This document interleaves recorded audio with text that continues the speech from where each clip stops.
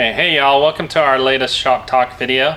Today we want to talk about some common problems that we see either in the changing seasons with guitars as far as adjustment and stuff, or if you happen to move from a climate that's really dry to humid, or vice versa, from somewhere that's humid to somewhere that's very dry. So we want to talk about some of the different things that we see that are related to that. So, common problems, Justin. This is our tech, so he knows.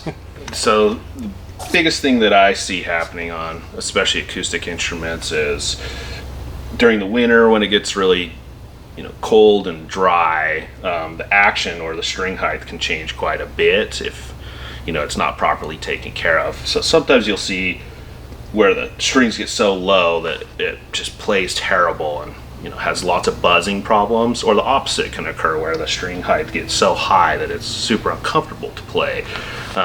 Those things happen typically because of dryness or over humidification. There are other problems that occur with instruments as well that we can talk about. We typically also see like sharp fret ends when the guitar gets super dry. That is because the fingerboard shrinks really bad. That can cause it to be very uncomfortable to play when you're sliding up and down the guitar neck. You can feel the edges of the frets sticking out.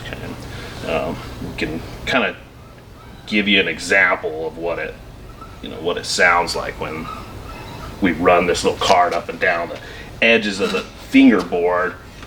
You can hear kind of that clicking noise. That's indicating that the frets are poking out of the fretboard. In extreme cases, we also see sometimes the bridge coming off of the instrument. A lot of times it just pops up a little bit, but eventually it'll come completely off the instrument. Those things can be repaired, but they are very time consuming and more work than what you typically want to do on an instrument. So. Okay, yeah, so most of the problems that we're talking about are related to either dryness or over humidity of the instrument. Basically what's happening, what we see the most is dryness, because being in the Rocky Mountain States in the winter, running forced air heating in the house, that's going to dry the air out. Basically what's happening is the wood is shrinking.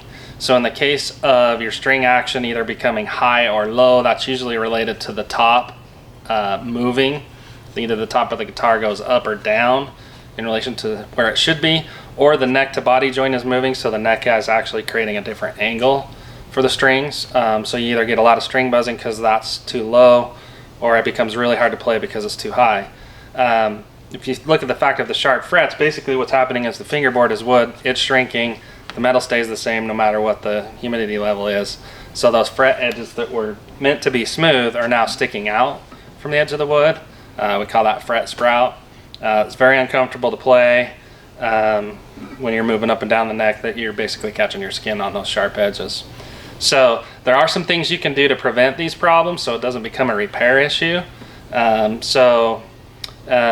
talk about humidifiers. Yes, the big thing, especially in dry climates, is using a good humidifier. Guitar humidifiers are very inexpensive, but they're absolutely critical to the wellness of your instrument. We recommend humidifiers for all acoustic instruments. Even electric instruments can benefit from it. We carry some that simply go in the sound hole, and that's the best prevention or treatment for dryness. Now, you also don't want to leave your instrument close to heating vents and things like that. Those are probably one of the most biggest problems that people have. They leave them in a room without a humidifier, and it just gets dry especially over the winter time. So. Yeah, we recommend keeping the instrument in a case with the in-case humidifier when you're not playing it. Now your guitar, if it's a newer guitar, this is more of an issue than with older ones. A lot of times people take a guitar home, keep it humidified like that. It'll become acclimated to your environment more and more, and leaving it out won't become as big of an issue.